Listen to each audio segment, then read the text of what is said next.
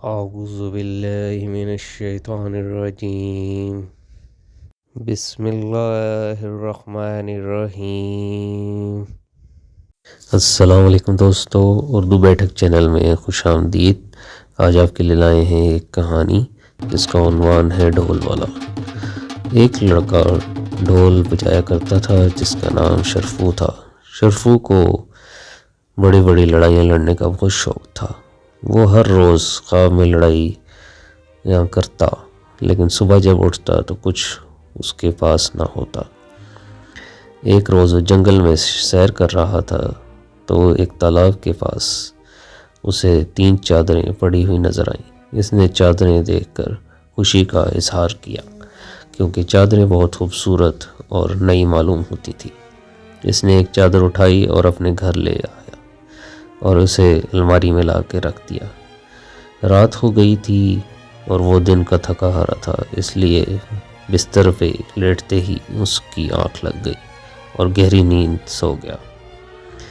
کچھ لمحے بعد اسے محسوس ہوا کہ کوئی اس کو آواز دے رہا ہے، میری چادر واپس کر دو۔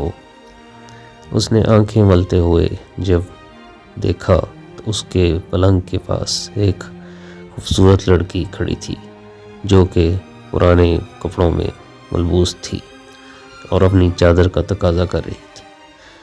اس نے ہمت کر کے اس سے پوچھا، تم کون ہو اور کون سی چادر مانگ رہی ہو؟ اس نے کہا، میں ایک شہزادی ہوں، مجھے ایک مکار جادوگرنی نے قید کر رکھا ہے۔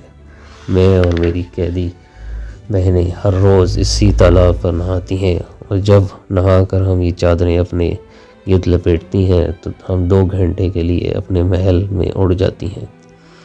پھر کیا ہوتا ہے؟ ڈھول والے نے دلچسپی لیتے ہوئے کہا، پھر ہمیں واپس اسی شیشے کے پہاڑ میں انہی چادروں میں آنا ہوتا ہے جہاں جادوگرنی رہتی ہے، وہاں ہم قیدیوں کی طرح رہتی ہیں۔ شہزادی نے اسے سمجھاتے ہوئے کہا، میں نے ایسی کہانیاں کبھی نہیں سنی۔ اس نے اپنے بستر سے اچھلتے ہوئے کہا۔ پھر الماری سے چادر نکال کر لڑکی کو پکڑاتے ہوئے کہا، تم اپنی چادر لے جا سکتی ہو۔ شہزادی نے اپنی چادر لے کر شرفو کا شکریہ ادا کیا اور واپس موڑنے لگی، لیکن ڈھول والا شرفو اسے روکتا رہا اور کہتا رہا، اچھی شہزادی، ابھی نہ جاؤ، مجھے بتاؤ کیا معاملہ ہے، کیا ماجرا ہے تمہارے ساتھ، میں تمہاری مدد کرنا چاہتا ہوں۔ تم ہماری مدد نہیں کر سکتے کیونکہ آج تک انسان بھی اس شیشے کے پہاڑ پر چڑھنے میں کامیاب نہیں ہو سکا۔ اگر تم کامیاب ہو بھی گئے تو جادوگرنی تمہیں بھی قید کر لے گی اور ہو سکتا ہے کہ تمہیں مار ہی دے۔ لڑکی نے مایوسی سے ساری بات بیان کر دی۔ ہاں، میں شیشے کے پہاڑ کے متعلق کچھ نہیں جانتا، لیکن میں مضبوط ارادوں کا مالک ہوں اور مہارت کا اور مہمات کا شوقین بھی۔ اگر تم مجھے پہاڑ پہ جانے کا راستہ بتا دو تو میں اپنی کامیابی کے لیے ضرور کوشش کروں گا اور صبح سویرے ہی اپنے سفر پر روانہ ہو جاؤں گا۔ ڈھول والے شرفو نے لڑکی کو اطمینان اور تسلی دیتے ہوئے کہا، پہاڑ کا راستہ گھنے جنگلوں میں سے ہی ہو کر جاتا ہے۔ وہ جنگل خوفناک درندوں، جنوں، بھوتوں سے بھرا ہوا ہے، جہاں ایسے دیو رہتے ہیں جو انسان کا ایک ہی لقمے میں کھا کر ڈکار بھی نہیں لیتے۔ راستہ بڑا ہی ڈراؤنا ہے اور خطرناک ہے۔ اور ہاں، آواز مدھم ہو گئی تھی۔ ڈھول والا آوازیں دیتا رہا اور ٹھہرو لڑکی، ابھی نہ جاؤ، ٹھہرو لڑکی، ابھی نہ جاؤ، اور وہ بتائے بغیر آخر وہاں سے چلی گئی۔ اگلے دن ڈھول والے نے اپنا ڈھول لیا اور جنگل کی جانب چل پڑا۔ اگر میں جنوں اور دیووں سے گھبرا کر اور ان سے مقابلے کر کے شیشے والے پہاڑ پر جادوگرنی کے قلعے پر پہنچ بھی گیا تو پھر کیا ہوگا؟ ابھی وہ سوچ ہی رہا تھا تو اسے آگے سے آگے گھنے جنگل آتے رہے۔ جنگل میں چلتے چلتے شام ہو گئی۔ اب وہ آہستہ آہستہ ڈھول بجانے لگا تاکہ اسے ڈر نہ لگے۔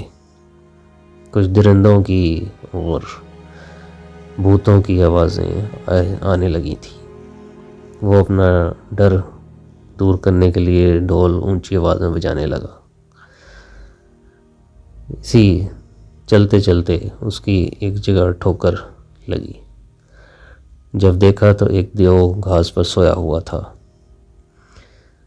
دیو ہی بہت ہی خوفناک تھا۔ اس کے چہرے پر کالی سیاہ لکیریں تھیں جو دیکھتے ہی خوفناک ظاہر ہوتی تھیں۔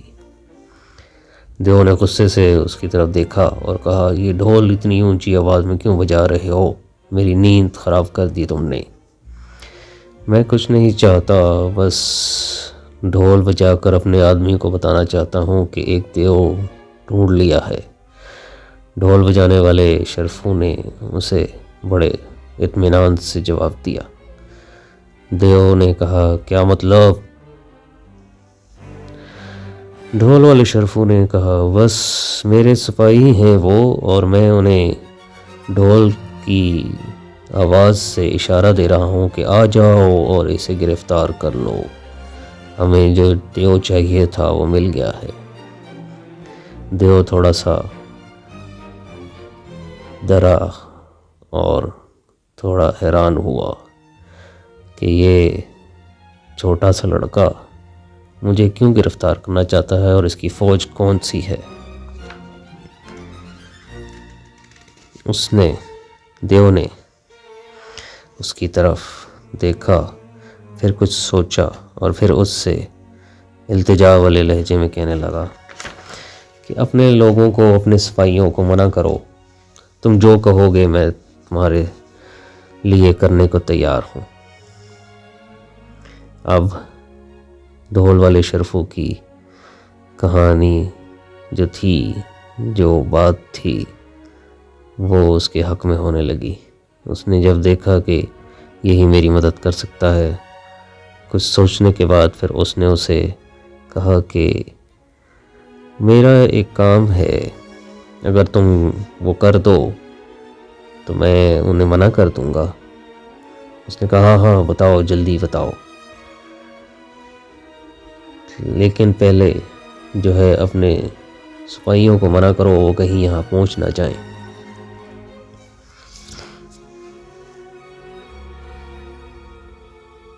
ڈھول والے نے پھر زور سے ڈھول بجایا اور اس انداز میں اشارے کرنے لگا کہ جیسے اپنے ساتھیوں کو منع کر رہا ہو کہ اب نہ آنا، اب نہ آنا۔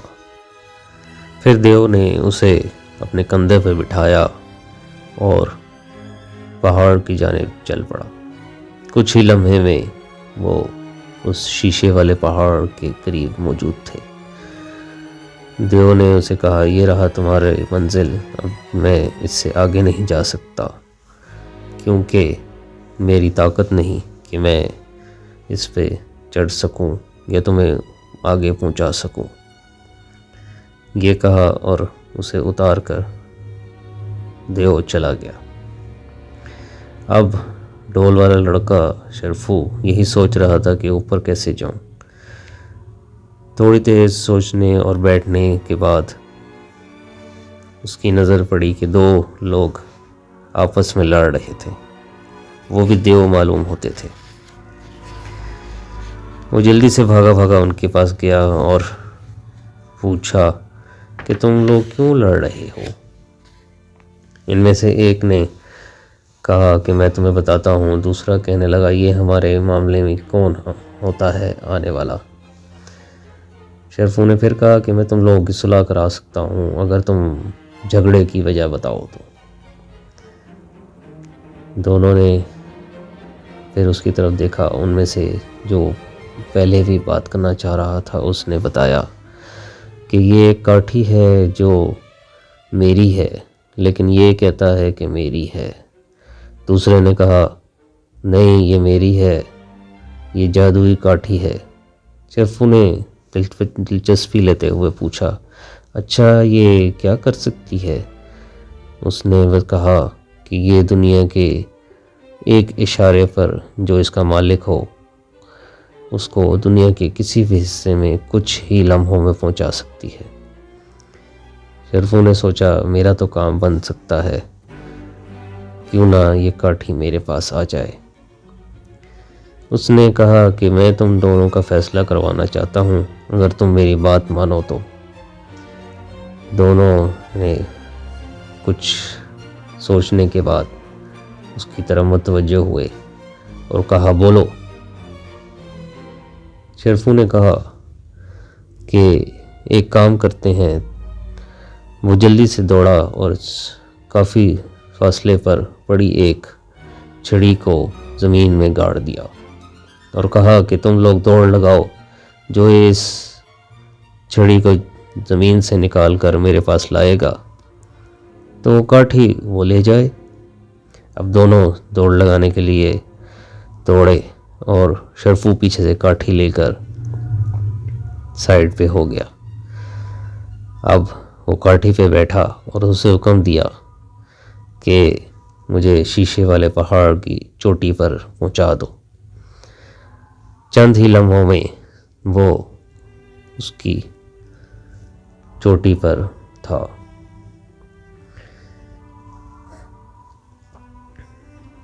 اب وہ سوچ رہا تھا کہ اب آگے قلعے تک کیسے جائے۔ پھر کچھ چلا اور اسے قلعہ نظر آیا۔ قلعے پر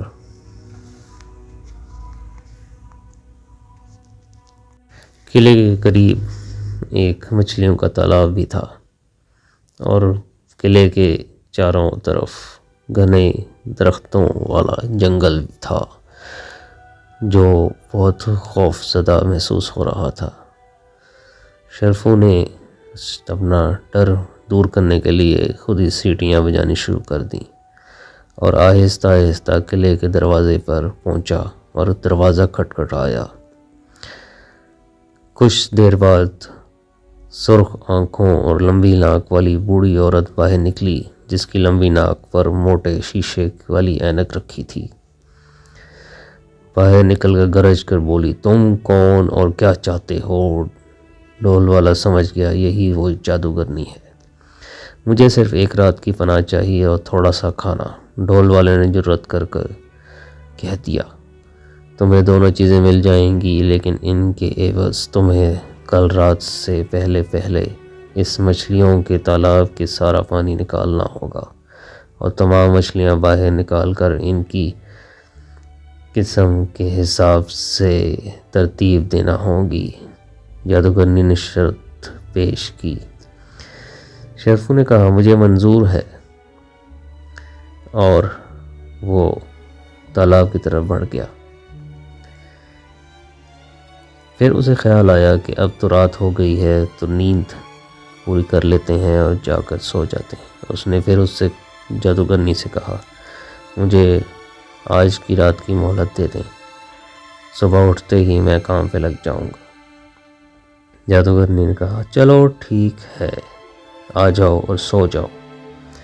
صبح ہوتے ہی وہ تالاب کی جانب آیا اور جادوگرنی سے کہا کہ ڈول ایک دے دے جس میں وہ پانی ڈال کے تالاب سے نکالے گا۔ جادوگرنی نے ایک سلور کا ڈول اسے دے دیا۔ وہ تالاب کی طرف چلا گیا اور تالاب میں سے پانی نکالنے لگا۔ جتنا وہ پانی نکالتا تو اتنا ہی بڑھ کر دوبارہ آ جاتا اور سارا دن گزر گیا، تالاب خالی نہ ہوا۔ پھر جب تھک ہار کر وہ سائیڈ پر بیٹھ گیا اور کہنے لگا یہ کام میرے ناممکن ہے، میرے بس کی بات نہیں ہے۔ اسی لمحے ایک لڑکی وہاں آئی اور اس نے نوکرانی جیسا لباس پہنا ہوا تھا۔ شرفو نے اس کی طرف دیکھا تو لڑکی نے کہا کیا کر رہے ہو؟ لڑکی نے کے جواب میں شرفو نے کہا یہ تالاب اس جادوگرنی بوڑھی نے مجھے کہا کہ اس تالاب سے پانی نکال دو اور پھر مچھلیاں نکال کر ان کی قسموں کے حساب سے انہیں علیحدہ علیحدہ کر کے ایک جگہ رکھ دو۔ لیکن میں اب سارے دن سے یہ پانی نکال رہا ہوں، جتنا پانی نکالتا ہوں اتنا ہی واپس بڑھ جاتا ہے، دگنا ہو جاتا ہے۔ لڑکی نے کہا یہ ایسے نہیں ہوگا، میں تمہاری مدد کر سکتی ہوں۔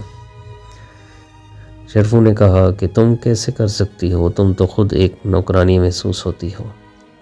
اس نے کہا تم میرا یقین کرو اور میری بات مانو، پھر کچھ تم تھکے تھکے لگ رہے ہو، تم ادھر آ کر میرے پاس سو جاؤ۔ لڑکی سائڈ پر بیٹھ گئی اور شرفو اس کے قریب جا کر سو گیا۔ جیسے ہی وہ سویا تو لڑکی نے اپنی جادوئی انگوٹھی نکالی اور اسے ہاتھ میں پکڑ کر کہنے لگی پانی اوپر اٹھ جا، مچھلیاں باہر آ جاؤ۔ تالاب کا پانی یکدم دھند کی طرح ہوا میں اڑ گیا اور ساری مچھلیاں کود کر کنارے پر آ گئیں اور سب اپنی قسموں کے حساب سے ترتیب میں پڑی رہیں۔ جب کام ختم ہو گیا تو لڑکی نے ڈول والے شرفو کو جگایا اور اسے کہا کہ دیکھو تمہارا کام ہو گیا ہے۔ اس نے دیکھا تو واقعی پانی غائب تھا اور مچھلیاں تالاب سے باہر پڑی ہوئی تھی۔ اب اٹھو اور ان مچھلیوں کو اٹھا کر درخت کے پیچھے رکھاؤ۔ جب صبح ہوئی تو جادوگرنی نے آ کر دیکھا تو حیران ہو گئی کہ اس نے یہ کیسے کر لیا۔ پھر اس نے جادوگرنی نے کہا اور تمہارے لیے ایک اور مہم ہے، ایک اور کام ہے، اس جنگل کے سارے درخت کاٹ دو اور انہیں گٹریاں بنا کر رکھتے جاؤ، یہ ایک کلہاڑی تمہیں دی جاتی ہے۔ اس نے جادوگرنی نے شرفو کو ایک کلہاڑی دی اور دے کر قلعے میں واپس چلی گئی۔ شرفو نے گہرا سانس لیا اور اس کے بعد درختوں کی طرف بڑھا اور ایک درخت پر کلہاڑی سے ضرب لگائی، لیکن جیسے ہی اس نے ضرب لگائی تو کلہاڑی مڑ گئی ربڑ کی طرح، اور جیسے جیسے وہ ضرب لگاتا جاتا تو کلہاڑی اور مڑتی جاتی۔ اب وہ اور زیادہ گھبرا گیا کہ یہ تو اور مشکل کام ہے، اب یہ میں کیسے کروں گا۔ اسی لمحے وہ لڑکی نمودار ہوئی اور اس نے آ کر اس کی اداسی کی وجہ پوچھی۔ اس نے سارا ماجرا بتایا کہ جب دیکھو اس نے کہہ دیا ہے۔ اس نے پھر کہا آ جاؤ ادھر میرے پاس بیٹھ جاؤ۔ وہ پھر جا کے لڑکی کے پاس بیٹھ گیا اور جیسے ہی بیٹھا تو اس کی آنکھ لگ گئی۔ لڑکی نے پھر اپنی جادوئی انگوٹھی نکالی اور درختوں کی طرف گھما دی۔ جیسے ہی اس نے انگوٹھی گھمائی سارے درخت کٹ گئے اور گانٹھوں میں بند گئے، جگہ جگہ پڑے رہے۔ اب جیسے درختوں کے گانٹھوں میں بندنے اور کٹنے کی آواز سے شرفو کی آنکھ کھلی تو اس نے دیکھا کہ سب کام مکمل ہو چکا ہے۔ اس نے لڑکی کا شکریہ ادا کیا اور اس سے پوچھا کہ اب یہ جادوگرنی کچھ اور بھی کام مجھے کہے گی یا بس یہی آخری کام تھا۔ اس نے کہا نہیں، ابھی تمہارے لیے اور امتحان ہے۔ اب یہ تمہیں کہے گی کہ ان سب لکڑیوں کو آگ لگا دو اور پھر اس آگ میں کود جاؤ کہ ایک لکڑی جو ہے وہ سوکھی ہے، جو نہیں جل رہی، شاید اس میں نمی زیادہ ہے سردی کی وجہ سے، اور تمہیں اس آگ میں کودنا پڑے گا اور تم وہ لکڑی اٹھا کے لاؤ گے۔ یہ کہہ کر لڑکی چلی گئی۔ اس نے شرفو نے اونچی آواز میں جادوگرنی کو پکارا کہ دیکھو میں نے اپنا کام مکمل کر لیا ہے۔ جادوگرنی آئی اور اس نے آ کر دیکھا تو واقعی درخت کٹے ہوئے تھے اور گانٹھوں میں بندھے ہوئے تھے۔ اب اس نے دیکھا تو کہنے لگی آج سردی بہت زیادہ ہو رہی ہے، کیوں نہ ان لکڑیوں کو، ان درختوں کے کٹے ہوئے ٹکڑوں کو آگ لگا دی جائے اور اس میں سے گرمی اور تپش پیدا کی جائے۔ شرفو نے فوراً آگے بڑھ کر آگ لگانے کا انتظام کیا اور سارے درختوں کو آگ لگا دی۔ پھر وہی اس لڑکی کے کہنے کے مطابق جادوگرنی نے کہا وہ دیکھو ایک لکڑی شاید گیلی محسوس ہوتی ہے، وہ نہیں جل رہی ہے، تم اس آگ میں کود جاؤ اور وہ لکڑی لے آؤ۔ شرفو نے ہمت بندھائی اور اس آگ میں کود گیا۔